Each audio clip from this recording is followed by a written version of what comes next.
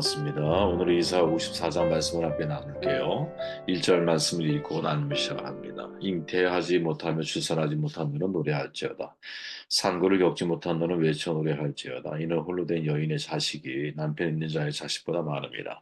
여호와께서 말씀하셨느니라. 내 장막들을 넓히며 내 처소의 휘장을 아끼지 말고 널리 펴되 너의 줄을 길게 하며 너의 말뚝을 견고히 할지어다. 위대한 일을 기대하고 시도하라라는 제목으로 말씀 나눌게요.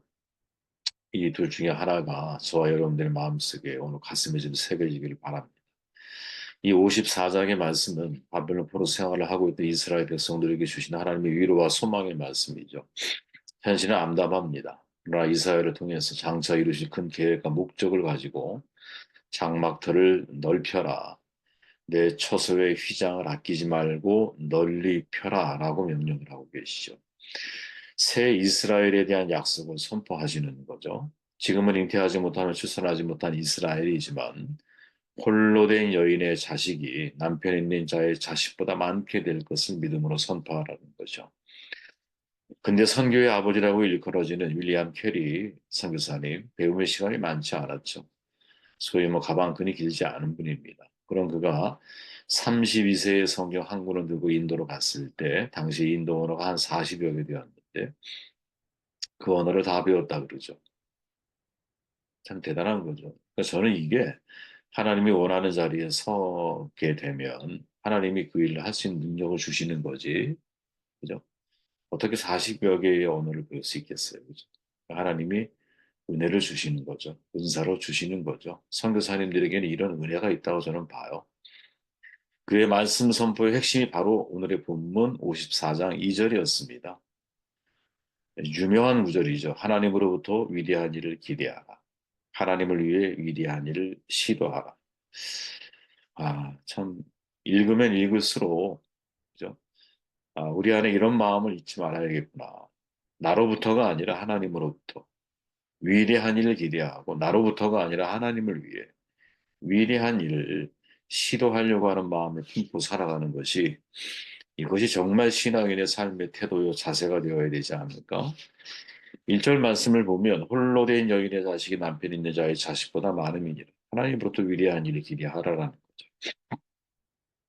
지금 포로 생활을 하고 있는 이스라엘을 세 여인에 비유하고 계시거든요. 첫째, 잉태하지 못한 여인이고, 둘째, 출산하지 못한 여인이고, 셋째, 산고를 겪지 못한 여인이에요. 잉태하지 못하고 출산하지 못하고 힘이 없어 아이를 낳을 때 소리 지를 수 없는 여인의 모습을 한번 상상해 보십시오. 여인은 그 자체로 아름답지만, 그래도 여인으로서의 아름다움이 뭘까? 어머니가 되는 순간이 아닐까요? 이 엄마라고 하는 단어, 아마 그러니까 줄로어에서부터 시작됐다 그러죠. 그죠? 마더, 마마 이런 뜻을 가지고 있다 그래요. 가장 아름답고 숭고한 단어 아니겠습니까? 그죠? 자식 키워보신 분들은 다 아시겠지만 갓난 아이가 엄마 처음으로 이렇게 얘기할 때, 아빠 처음으로 이렇게 이야기할 때 엄청난 감동이 밀려오죠. 그죠? 지금 이스라엘의 형편이 뭐냐? 임신도 못해, 해산도 못해, 아이를 낳을 수 있는 힘도 없어. 당시의 시대가 여러분, 임신하지 못하는 여인은 저주받은 여인이라고 불리던 시대임을 감안할 때, 또 야곱이 여러 번 사랑했던 아내 라헬이 아이를 못 낳으니까 뭐라 그래요?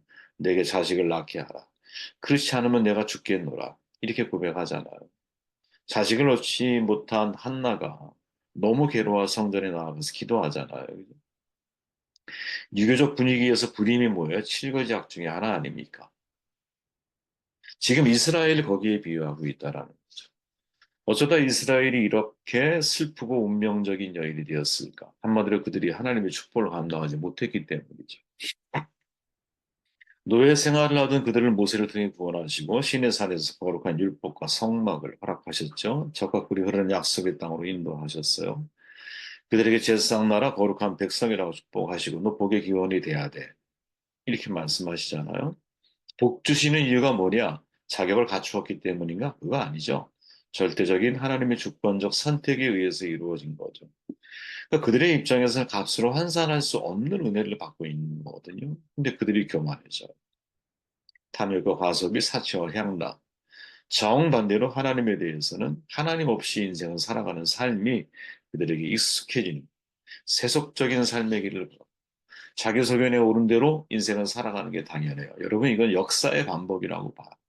끊임없이 인간은 여러분, 포스트 모더니즘, 새로운 얘기가 아니잖아요. 사사시대의 모습 그대로잖아요. 자기 소견에 오른 대로 살아가는. 기준이 없어진 거죠. 기준이 내가 내는 거야. 하나님이 선지자를 통해서 그들의 권면하죠. 근데 선지자를 핍박하고 죽이기까지 해. 바벨론에서 넘기셨어요. 바벨론은 거룩한 하나님의 성전을 불태우죠. 이제 그들에게 끝난 거야. 이스라엘 사람들의 입장에서 성전이 불탔잖아요. 그들의 신앙의 사실, 그들이 어떤 삶, 비록 세속적인 삶을 살았다 할지라도 신앙적, 정신적으로는 성전의 중요성을 다 알고 있었잖아요. 그리고 시작되는 70년 동안의 노예의 삶, 주권을 상실하고 존엄성을 상실하죠. 여러분 36년 일제강점기를 거치면서도 우리가 왜 그토록 독립을 위해 피를 흘려가면서 우리의 선조들이 싸웠습니까? 고통스러운 거거든. 나라 잃은 서름에 대해. 수치심이거든요. 그죠? 남편에게 버림받던 여인처럼 변해버린 거죠. 그러니까 저는 그런 생각을 해봐요. 이 하나님께 복을 받는 거 중요하지만 더 중요한 거는 복을 잘 감당하는 게 훨씬 더 중요한 문제이겠구나. 참 감사한 건 뭐냐면 징계하시지만 영원히 버리지 않죠. 하나님께서. 그래서 또 다시 그들에게 삶의 불씨, 미래의 불씨를 이사야를 통해서 전달하고 계시는 거죠. 그때 전달하신 하나님의 말씀이 뭐냐? 잉태하지 못하며 출산하지 못하며 산고를 겪지 못한 너는 외쳐 노래할지어다. 왜 이렇게 말씀하고 계실까? 하나님이 그들에게 소망을 두고 계시기 때문에. 여러분 이게 믿어지십니까? 저는 마지막 순간까지 하나님이 우리에 대한 소망, 우리에 대한 기대감을 가지고 계신다는 사실을 저는 믿고 싶어요. 저는. 아니, 저는 끝까지 그렇게 믿고 이 세상을 마무리했으면 좋겠어요. 비록 내 삶이 달라지지 않는다 할지라도 저는 하나님이 저에 대한 기대감을 가지고 계신다는 사실을 제 자신을 놓고 보면 뭐 기대하실 게 있을까? 이런 생각을 하지만 항상 그것을 초월한 하나님의 사랑이 있다라는 사실을 저는 믿기 때문에 그죠? 이렇게 말하죠. 이는 홀로 된 여인의 자식이 남편 있는 자의 자식보다 많습니다. 과부 아니에요. 과부의 자식이 어떻게 남편 있는 자식보다 많겠어요. 그죠? 지금 포로 생활을 하고 있는 이스라엘의 수가 바벨론 사람들의 수보다 더 많아질 거다라고 말씀하는 거잖아요. 실제로 현실은 지금 그렇지가 않아. 앞으로 그렇게 될 거라는 거야. 하나님의 비전이죠. 말씀대로 포로 귀환 후에 이스라엘은 번창하죠. 그죠? 저는 여기서 하나님이 우리에게 말씀하시는 이 말씀 속에 어, 진짜 비전을 봐야 한다. 하나님은 어제나 오늘이나 내일도 택하신 자녀들에 대해서 위대한 비전을 갖고 계신다. 인과의 법칙 혹은 인과응보의 신앙으로 자기의 모습을 재단하는 사람은 하나님에 대한 기대를 품을 수가 없다고 저는 생각합니다. 많은 교회 많은 말씀 사역자들이 끊임없이 사람들에게 보이지 않지만 인과율을 적용하려고 그래. 뿌린 대로 거두는 거야. 네가 지금 사는 모습은 내일에 무슨 희망이 있겠어. 과거에 뿌렸던 모습을 지금 네가 가지고 있는 거. 그러니 지금의 모습을 보면 넌 내일에 대한 무슨 비전이 있겠니? 아주 웃으면서 사람을 죽이죠. 그게 성경의 아주 핵심적인 진리인 것처럼 말하잖아요. 저는 거기에 동의할 수 없다라는 거예요. 성경에 여러분 분명히 인과율이 있어요. 알아요. 저도 알아. 뿌린 대로 거두는 거야. 눈물을 흘려 심으면 그죠? 기쁨으로 단을 거두게 될 거야. 다 아는 말이에요. 그러나 여기에 해당이 되지 않는 것이 하나님이시거든요. 왜 하나님이 인간을 초월해 계시잖아요. 우리가 뿌린 대로 구원을 받은 겁니까? 우린 죄인이었어요. 원수 되었을 때, 죄인 되었을 때, 하나님이 그리스도를 우리에게 보내신 거거든요.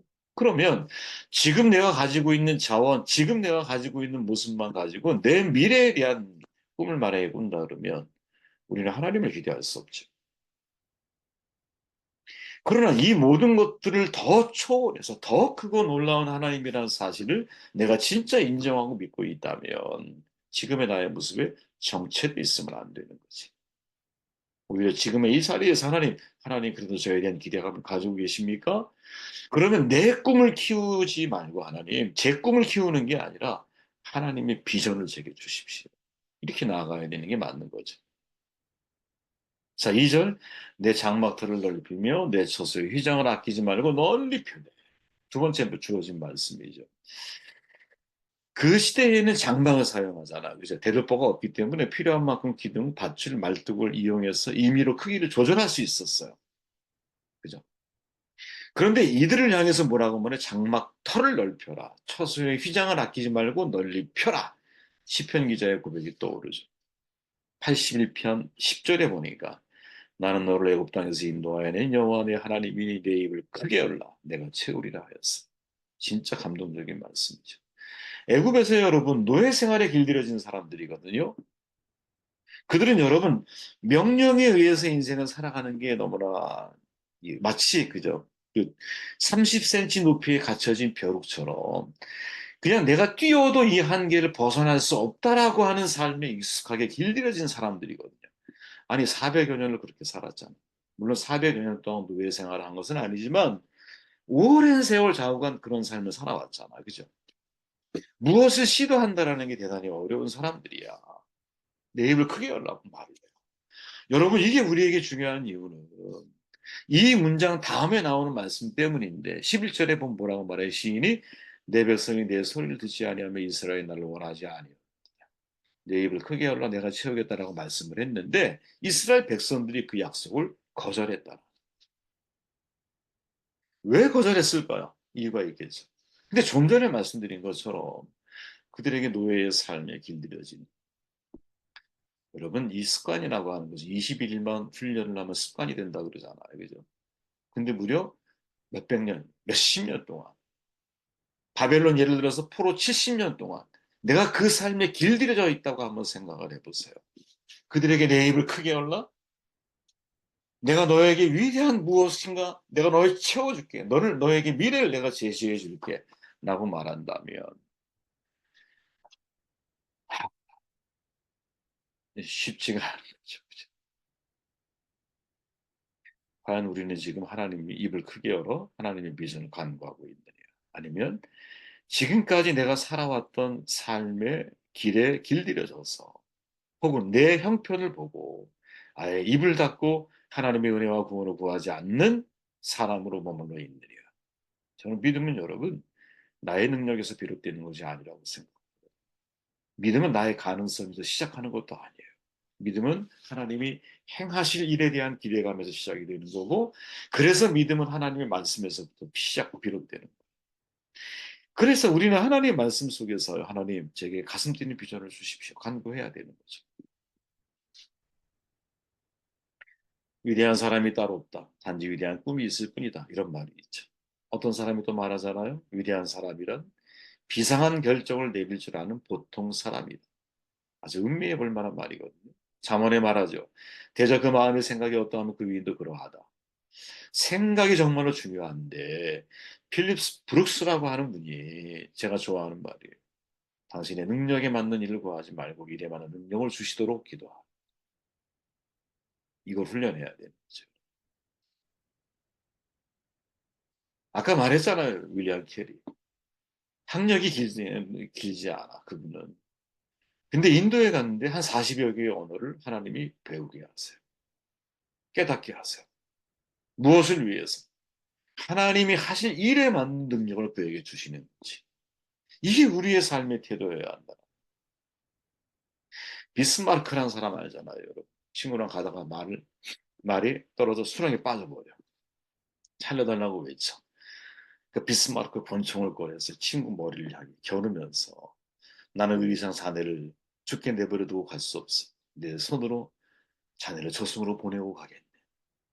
그리고 방아쇠를 당기는 척 하니까 그 사람이 죽을 힘을 다해서 거기 빠져나오더라는 거죠. 그때 비스마르크가 한 말이 뭐예요? 내 총은 자네의 머리를 겨냥한 것이 아니야. 자네의 생각이야.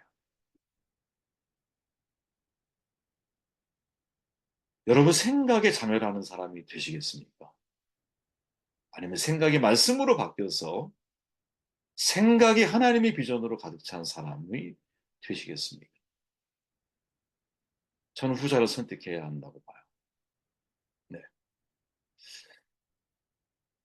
어, 이 말씀을 제가 이제 읽으면서 이제 나머지 내용 여러분 읽어보시기를 바라고요. 이 말씀을 제가 읽으며 묵상하면서 아, 사실은 이스라엘 사람들이 70년 동안 포로 생활을 하면서 어, 그 생각이 완전히 갇혀버리게 되죠. 미래에 대한 꿈을 꾼다라는 것은 너무나 쉽지 않고 어려운 일이야. 그죠? 사람의 생각은 여러분, 생각도 습관이기 때문에 내가 오래도록 길들여져 있는 생각이라는 게 있거든요.